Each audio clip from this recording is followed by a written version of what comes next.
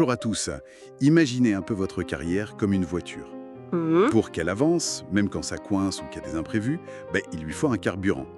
Et ce carburant essentiel, c'est la positivité. C'est une bonne image, oui. Aujourd'hui, on va explorer ensemble comment cultiver cette attitude au travail, avec des stratégies très concrètes.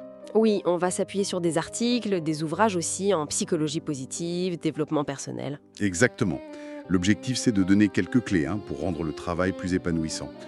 Et plus performant aussi, finalement. C'est ça, c'est pas juste une question de se sentir bien, c'est aussi un levier d'efficacité. Un vrai levier. D'accord, un levier.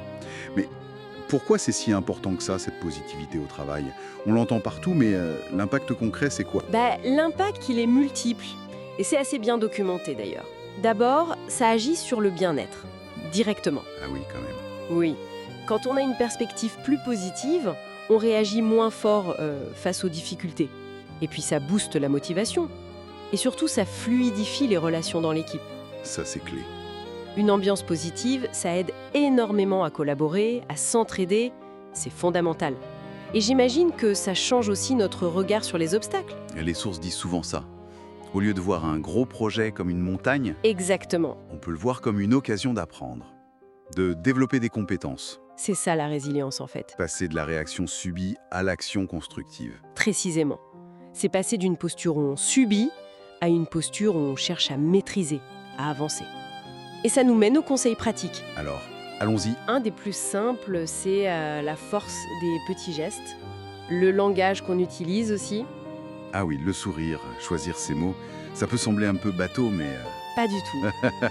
Remplacer un « oh là là, c'est un énorme problème » par « ok, comment on fait pour trouver une solution ensemble ?» Ça change tout, non? ça change absolument tout. Ce n'est pas que de la politesse, ça influence vraiment l'état d'esprit. Et du coup, l'ambiance générale. Ok. Et ce travail sur le langage, c'est lié à une autre idée. Voir les défis comme des opportunités. Alors ça, concrètement, comment on fait quand on a un délai hyper serré, par exemple? Comment on voit ça comme une chance? C'est pas évident. Non, c'est une gymnastique mentale, c'est sûr. Au lieu de paniquer sur la pression, on peut se demander « ok, qu'est-ce que je peux montrer là? Mon efficacité? Mon calme? Mon adaptabilité, peut-être? Voilà. Ou même, quelles compétences je vais renforcer en faisant ça ?» C'est diriger son attention vers le positif, vers la croissance possible. D'accord, ça demande de l'entraînement. Et ça me fait penser à l'idée de se focaliser sur les solutions, pas sur le problème. C'est exactement ça. Une réunion annulée, et au lieu de râler, on se dit « super, 1 heure pour avancer sur autre chose ». Ou on propose une alternative rapide. On reprend la main, quoi. C'est choisir où on met son énergie mentale.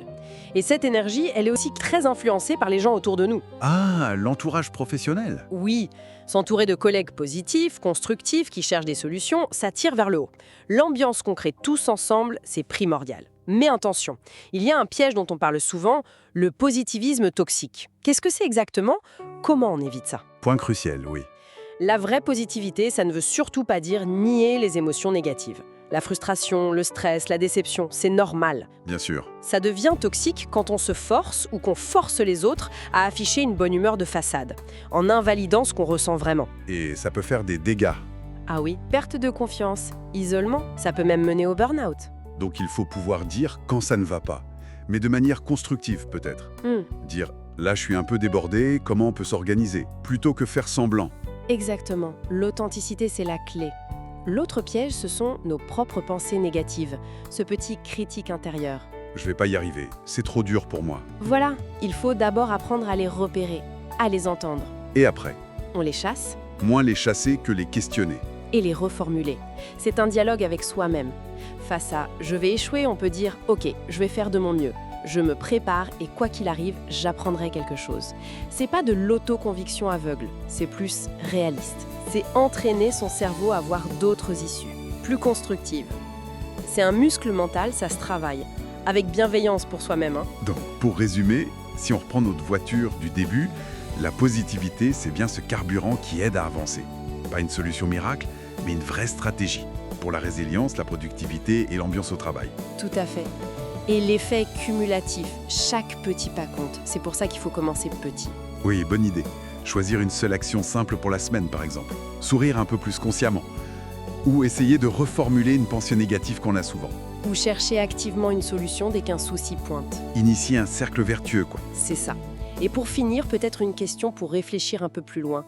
Inspirée par des approches comme l'essentialisme. Ah! Au-delà de l'attitude générale, quelle est la priorité essentielle dans notre travail, là, maintenant, sur laquelle concentrer notre énergie positive pour avoir le plus grand impact pour nous, pour notre satisfaction. Intéressant. Une piste de réflexion personnelle pour chacun. Merci beaucoup pour cet échange. Merci à vous.